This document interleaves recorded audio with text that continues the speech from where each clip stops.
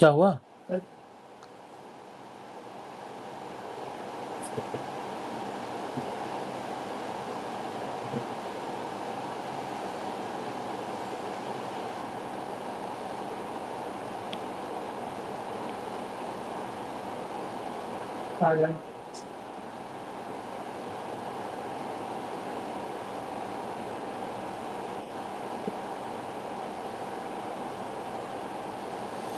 सीताराम दरस अस बरसै, जैसे सावन की झड़ी।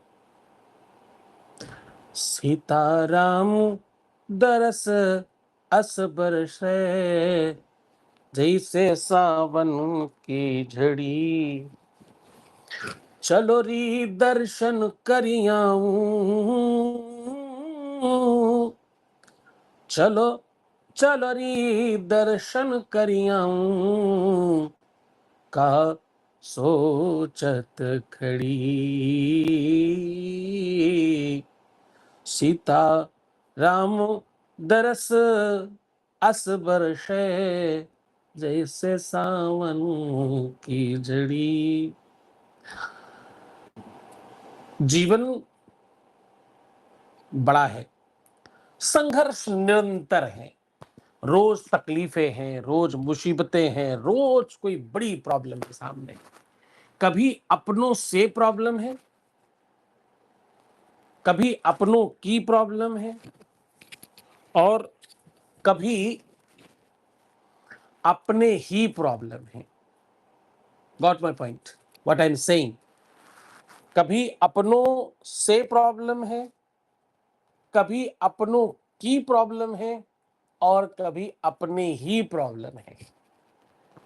और ये प्रॉब्लम लगातार, निरंतर, बार बार, हर बार, हर दिन, दिन में कई बार भी है। कभी कभी संकट ये नहीं है कि मुसीबत आई, संकट ये है कि मुसीबत का कोई हल नहीं है, तब दिक्कत है।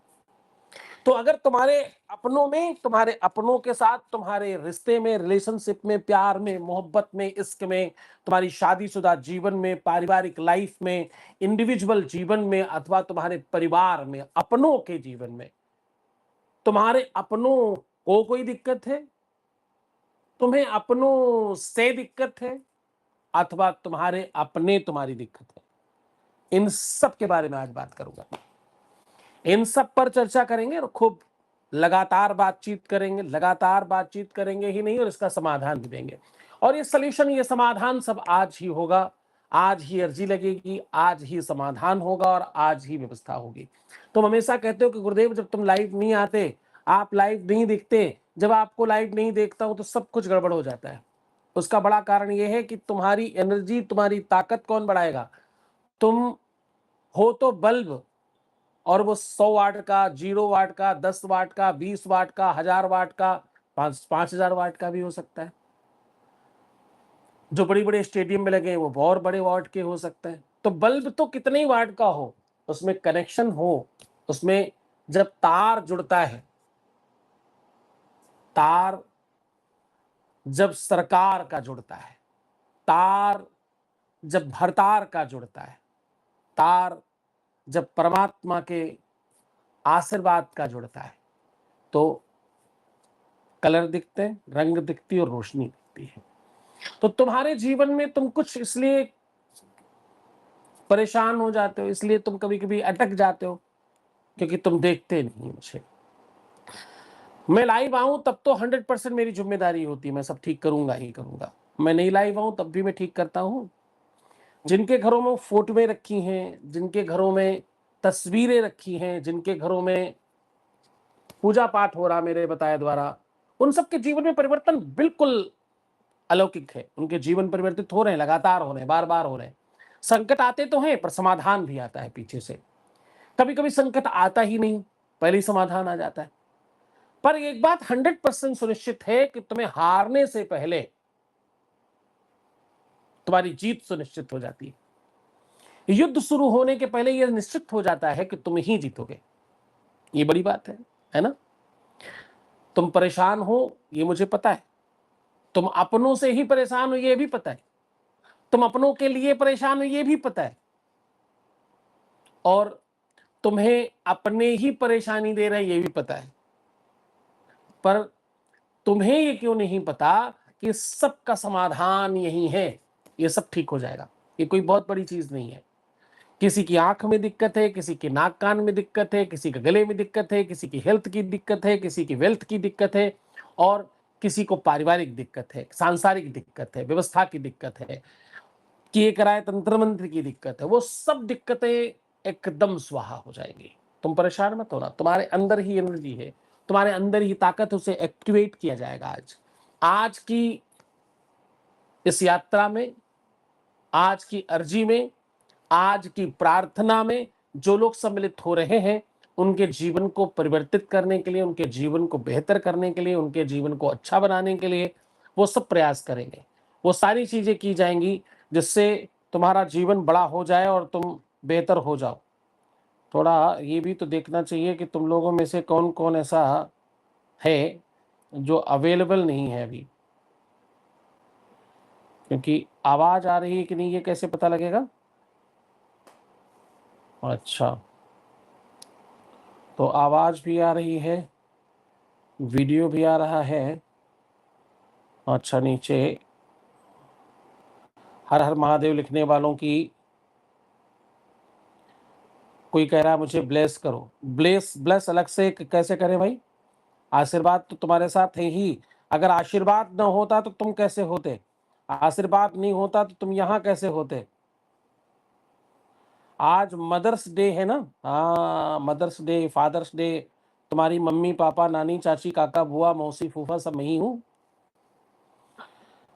तो ये तो निश्चित है कि खास समय पर हो सकता है कि मेरे यहाँ जो लोग काम कर रहे हैं उनके भी कभी कभी फोन ना उठे। मूर्खों को हमने काम पे रखा है ऐसा।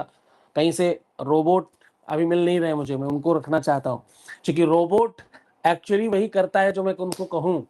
इंसान की दिक्कत ये है कि वो अपना दिमाग लगा लेता जो है नहीं उसके पास, तो उसमें गड़बड़ कर बैठता है। बहुत भाग्यशाली लोग होते हैं, बहुत किस्मत वाले वो लोग होते हैं जो अपनों की डांट खा पाते हैं, अपनों की मार खा पाते हैं। बड़े वही हो पाए, श्रेष्ठ वही हो पाए जिन्होंने अपनों की डांट खाई है और अपनों से जो डरते हैं। जिनमें डर नहीं है, जिनमें भय नहीं है, वो कुछ नहीं कर सकते। अब संकटों में तुम ध्यान रखना, तुम्हारा कोई भी संकट है आज ही ठीक हो जाएगा। आज ही इस दरबार में अर्जी लगेगी, आज ही समाधान होगा, आज ही ठीक होगा। तो संकट कोई भी हो, मुसीबत कोई भी हो, प्यार मोहब्बत इश्क, अपनों की दिक्कत, अपनों से दिक्कत या अपने ही दिक्कत, इन तीनों की तीनों सिचुएशंस को आज ही ठीक कर लेंगे। भगवान की कृपा से, महादेव की कृपा से, राम की कृपा से, कृष्ण की कृपा से, हनुमान की कृपा से, दुर्गा की कृपा से सब संभव है। परमात्मा को जी लगाओ, तुम लगाओ, जैसे चाहो बात करो, उसे बुरा नहीं लगता। क्यों? क्योंकि वो तुम्हें अपना मानता है। बुरा किसको लगता है? जो पराया होता है। अपनों को अपनों की कोई भी बात बुरी लगनी नहीं चाहिए। अगर लग रही है तो इसका मतलब अभी अपनापन है नहीं ठीक से। जब तुम्हें बुरा लगे, जब तुम्हें शिकायत हो, जब तुम्हारे, ध्यान समझना, बड़ी बात करने जा रहा हूं, बिल्कुल डटे रहना यहीं। जब तुम्हें बुरा लगे, जब तुम्हें शिकायत आए जीवन में, जब तुमको ये लगे ये गलत हुआ मेरे साथ, जब तुम्हें लड़ने का मन करे, जब तुम्हें खूब गुस्सा आए, तो तुम समझना कि अभी तुम्हारे कनेक्शन में, अभी तुम्हारे रिलेशन में तुम बहुत हल्के हो। तुम अभी फल कच्चे हो, पके नहीं हो, अभी तुम मजबूत नहीं हुए। क्यों? न तो शिकायत,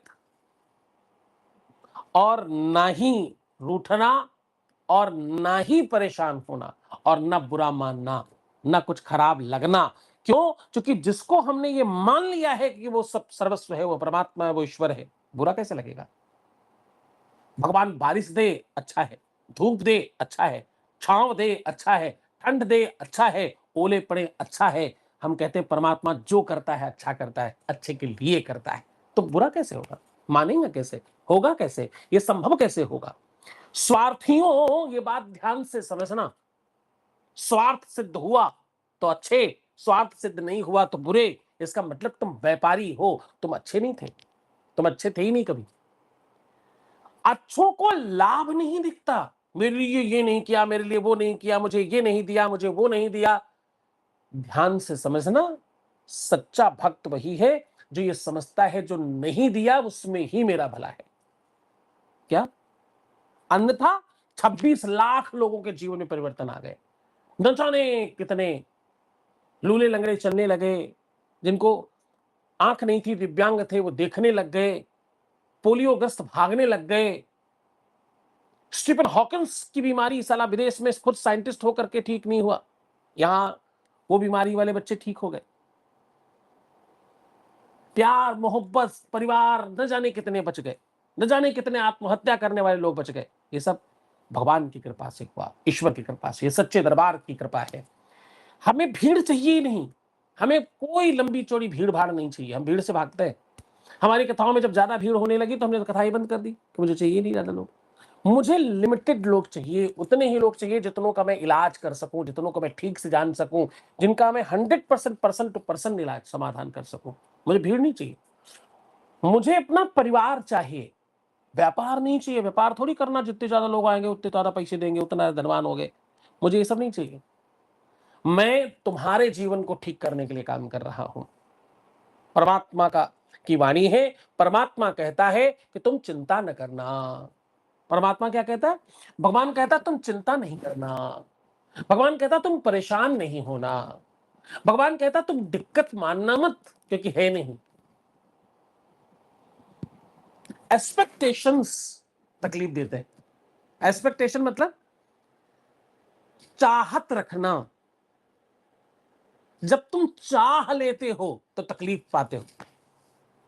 ध्यान समझना, जब तुम हक समझते हो तो तुम्हें तकलीफ मिलती है। हक क्या है? हक तकलीफ है। अधिकार क्या है? तकलीफ है। मेरा भी अधिकार है, इस प्रॉपर्टी पे मेरा अधिकार है, इस संपत्ति पे मेरा अधिकार है, इस व्यवस्था पे मेरा अधिकार है, इस व्यक्ति पे मेरा अधिकार है। तकलीफ है। मेरा पति है, किसी की तरफ कैसे देख लेगा। तुम अधिकार समझते हो ना, इसलिए परेशान। अब इसका उलट बता रहा हूं आपको, ध्यान समझना, समझना कैसे चाहिए। मर्यादा पुरुषोत्तम भगवान राम को राजगद्दी दी जानी थी, अयोध्या का राजा बनाया जाना था। तैयारी हो गई, व्यवस्था हो गई, पूरे राज्य को पता चल गया।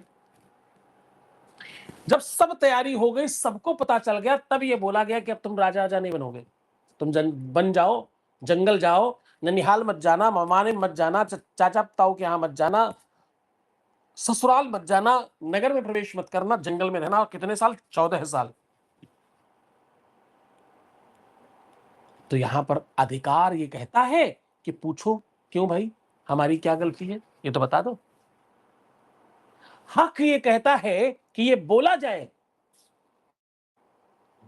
कि केकई मां को अधिकार है आपसे वरदान लेने का, मेरे पर अधिकार चलाने का नहीं।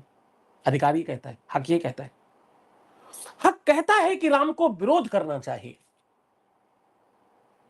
पर दायित्व कहता है, ड्यूटी कहती है, चुपचाप मान कर चले जाओ। पिता ने जो कहा है, पिता जो कह रहा है वो मेरे हित में होगा। पिताजी बोलने से नहीं होता, पिताजी मानने से होता है। पिता ने जो कहा है मेरे हक में कहा होगा। अयोध्या का एक व्यक्ति दौड़ा दौड़ा गया, उसने कहा राम तुम्हारे साथ बड़ा गलत हुआ, तुम्हारे पिता ने गलत किया, तुम्हें तो दंड दिया है। तो राम ने कहा सुनो, मुझे दंड वंड नहीं मिला, तुम समझ नहीं पा रहे हो। फिर बोले पिता दीन मोहि कानन राजू, पिता मुझे पूरे विश्व का राजा बनाना चाहता है। वो कहते तुम्हारे जौहर के आगे अयोध्या बहुत छोटी है बेटा, तू तो पूरे विश्व का राजा बन गया। ऐसा विचार मानना, बुराई में भी अच्छाई देख लेना, मुझे शायद इसलिए कहा होगा क्योंकि वो मुझसे ऐसे चाहते हैं, ऐसा सोच लेना। जब तुम अपने अधिकारों के बजाय, अपनी वांट के बजाय, अपने हक के बजाय अपनी ड्यूटी को मानते हो, what I am saying, listen very carefully. Sometime we don't have options. Sometimes you are stuck in your think, in your brain, in your thoughts. But if you want to win, अगर तुम चाहते हो कि तुम जीत जाओ, तो बस वो सम टाइम जो है ना, उसको क्रॉस करो। अंधेरे को चीर कर जो उजाला देखना जानता है वो जीत जाता है, वो बड़ा हो जाता है। राम ने वही किया। अधिकार नहीं, हक नहीं, ड्यूटी पर फोकस किया, जीत गए। इस सोच ने अयोध्या के नरेश को आगे लेकर गया और वापस विश्व का सम्राट लौट कर आया। 14 भुवनों का मालिक, मर्यादा पुरुषोत्तम भगवान श्री राम लौटे वहां से।